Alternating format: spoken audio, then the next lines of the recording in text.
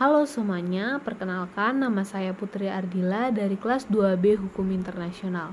Di sini saya akan menjelaskan mengenai materi ada kapal penumpang yang difungsikan menjadi kapal rumah sakit di Laut Merah untuk merawat korban-korban konflik Palestina dan Israel.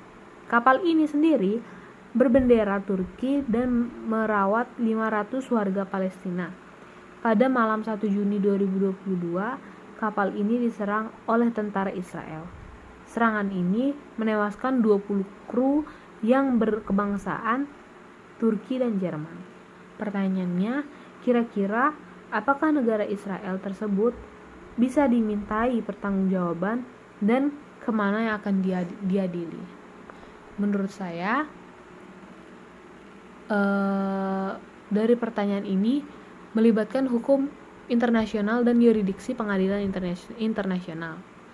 Maka dari itu, dalam kasus ini, pertanggungjawaban negara Israel dan tempat di mana mereka akan diadili itu bergantung pada sejumlah faktor, termasuk perjanjian internasional yang berlaku dan prosedur hukum yang relevan.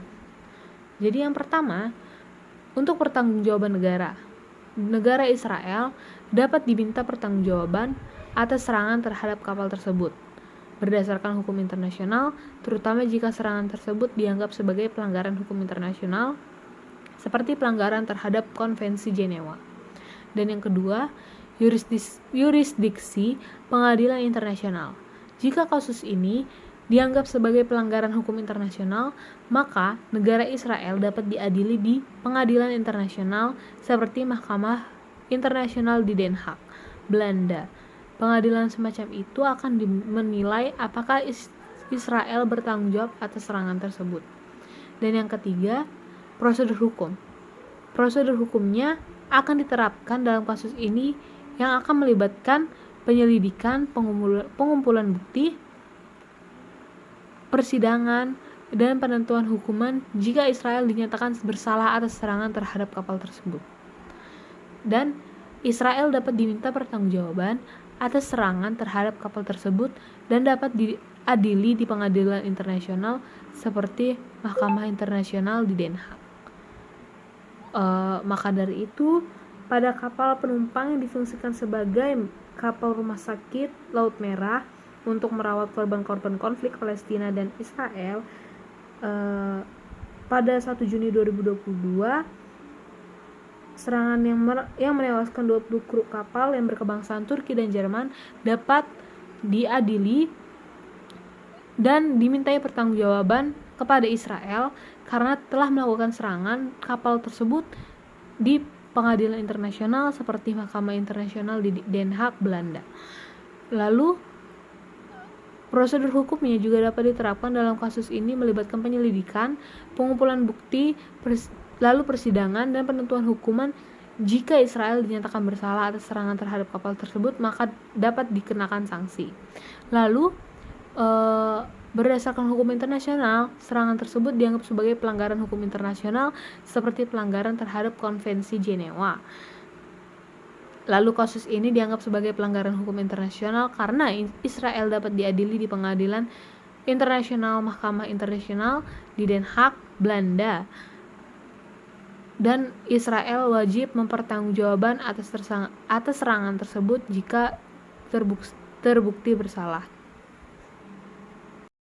Baik, jika Israel benar terbukti melanggar Konvensi Jenewa setelah menyerbu dan mengepung kapal yang difungsikan sebagai rumah sakit di Laut Merah, maka konvensi ini melindungi tentara yang terluka dan memastikan perlakuan manusiawi tanpa diskriminasi ras, warna kulit, jenis kelamin, keyakinan atau agama, kekayaan, dan lain-lain. Konvensi ini melarang penyiksaan, pelecehan, martabat, individu, dan eksekusi tanpa pengadilan.